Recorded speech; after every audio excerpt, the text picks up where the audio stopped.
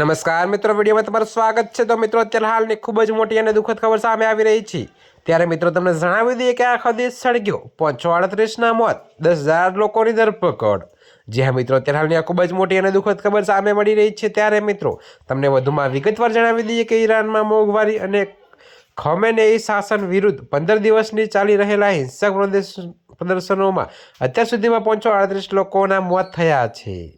જી હા મિત્રો, અત્યારે હાલની આ ખૂબ જ મોટી અને દુઃખદ ખબર છે। ત્યારે મિત્રો તમને વધુમાં વિગતવાર જણાવી દઈએ કે મૃતકોમાં 490 પ્રદર્શનકારીઓ અને 48 સુરક્ષા કર્મીઓનો સમાવેશ થાય છે।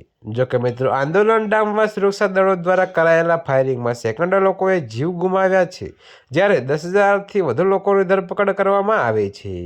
તો મિત્રો દેશના અનેક શહેરોમાં સ્થિતિ અત્યંત તણાવપૂર્ણ છે।